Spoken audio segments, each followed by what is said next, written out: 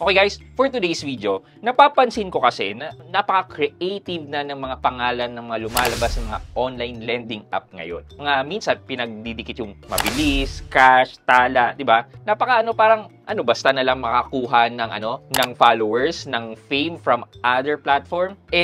Ito, ang pag-uusapan natin ngayon ang online lending app na tinatawag na Peso Maya.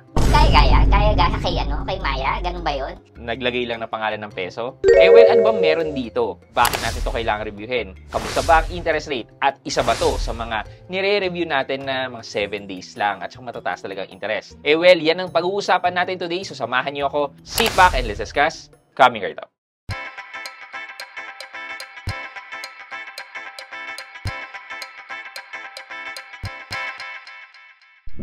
Hi guys, this is Pat and you're in Pat Quintos Review TV.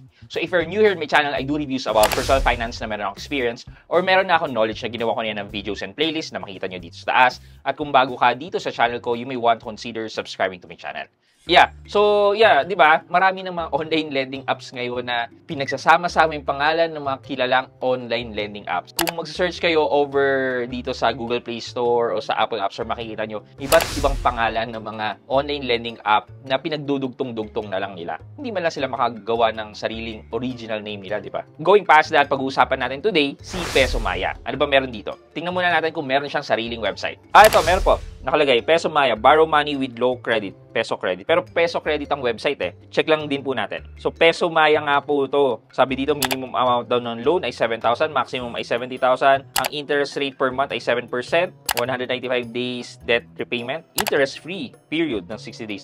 Totoo ba to? Tingnan natin. See more. So, itong Peso Maya quick loans with zero service fee sa may, Quezon. So, meron pala siyang website, pesomaya.com. Tapos ito po yung number nila. Medyo inconsistent po yung nakalagay dito sa website nila. First loan daw ay 3,000 pesos pero ang minimum loan dun sa taas ay 7,000 pesos. So ano po ba talaga? Annual interest rate daw ay 29.7%. Sabi nila yun. Loan term nila ay 91 to 195 days. Sabi nila yun. Service fee, free daw. Late payment, 0.5% loan penalty. Extend overdue loan, 100 pesos per day daw na penalty. So check na po natin yung app para doon natin makita yung buong details. Medyo yung website nila, madaming information naman po na pinapakita pero ang masasabi ko po doon, napaka-inconsistent ng information na pinoprovide nila or pinapakita nila. So punta po tayo ng Google Play Store, search natin Peso Maya. So what's new? Si Peso Maya ay SEC registered and with certificate of authority na ito po. At ito po yung certificate of authority nila. Tapos under po sila sa company name na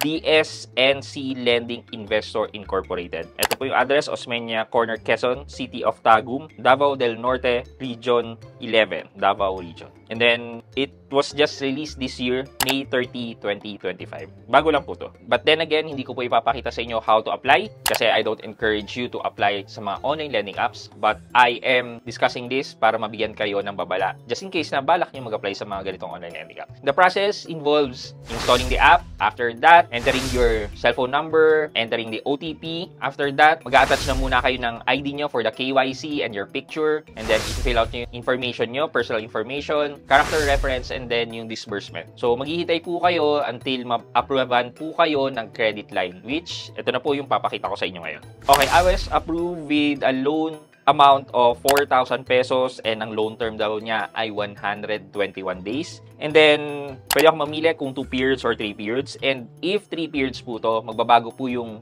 loan amount, magiging 5,000 pesos. So, ito naman po, sinasabi dito, kapag mag-apply na daw ako within the time specified, yung susunod na loan ko daw ay mag-i-increase daw ng by 50%. Talaga ba? Anyway, so ito po yung payment details. So, sa 4,000 pesos, 2 periods, babayaran na po kagad within 7 days, 4,520.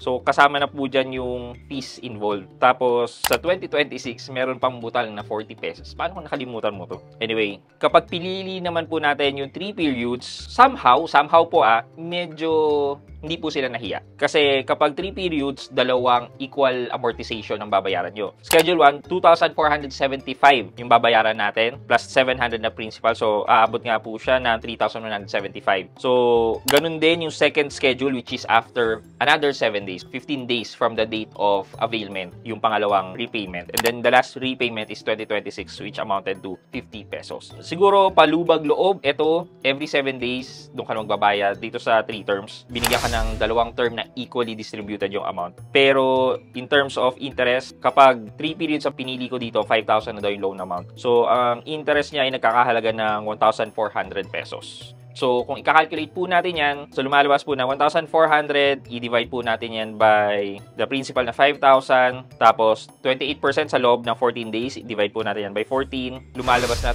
2% per day ang interest po nila, i-multiply po natin ito by 365, nasa 730% po ang APR nila. I-divide pa po natin yan by 12 para makita natin yung monthly nila, yan, lumalabas na 60.83%. On the onset pa lang, kung ito lang po yung pagbabasihan natin yung offer page, ganito po kalaki ang interest na charge po sa akin. So, yeah, definitely this is a high interest loan na hindi ko po may recommend sa inyo. What's funny about this app is that yung feedback ng mga customer is that nagrereklamo sila na hindi pa nga due date. As in, wala pa, pero may threat na daw kaagad. For example, ito na lang po from Glenda Llantos. Very traumatized and they already have a threat to you even if it is not overdue. Not recommended for those who are looking a fast loan, not safe for the user, and to the character reference that you will input into sa informations. The staff are not friendly, threat saying, if I cannot pay, you will be dead and together with the family. No need to message like that. I know my obligation on paying that. Very scary. Napaka-sobra yung scare tactics dito.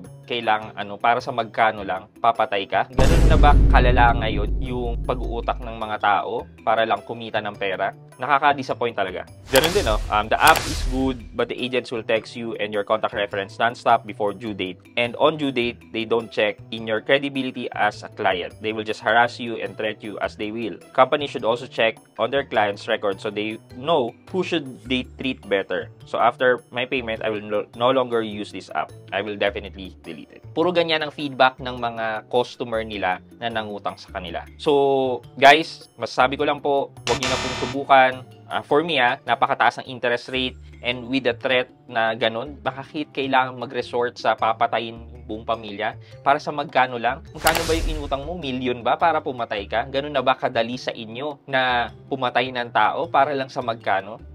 Absurd na itong practice ng death threat para lang sa magkanong amount. Past that, nakakainis, pero yeah, in the end, please, iwasan niyo po ang mga ganitong online lending app kung ayaw niyo ng sakit ng ulo. For our question of the day, so sa tingin niyo po ba, kung kayo yung kolektor o yung ahente na naniningil, pumasok kayo sa ganyang trabaho, ma-team niyo po ba na mag-send ng mga death threats sa mga nangungutang para lang makakolekta at magkaroon ng komisyon? Ano po ba yon? Wala lang po ba sa inyo? Basta lang maisen nyo at wala kayong pake kung nangamba yung mga pinagpadala ng mga text message na yon? Ano po yung opinion nyo regarding this kind of work na kailangan ng mangharas ng tao para lang kumita kayo ng pera? Ayan, let me know sa comment section sa baba at may chance kayong manalo ng 1,000 pesos sa ating weekly GCash giveaway. Yun lang po for today's video, but before we end this video, mag-shoutout po muna tayo at shoutout kay LC Madge. Ang sabi po niya, yan ang ginagawa ko now after bidding statement, saka ako kukuha. Watching from Hong Kong, silent viewer Sir Pat, pa-shoutout po. Ayan. Kay Miss LC Madge at LC Madge 2, shoutout po sa inyo and thank you so much po for watching and supporting my videos. Maraming salamat. And kamusta po kayo dyan sa mga kababayan natin na nanonood sa Hong Kong? Shoutout po sa inyo. I hope you like this video, leave a thumbs up, and if not, wala namang problema dyan, but continue to support me by subscribing to my channel by clicking the subscribe button and also the bell button sabing subscribe para makareceive ka ng latest notification sa lahat ng upload ko. Again guys, this is Pat Quinto and you're in Pat Quinto's Review TV. Bye-bye!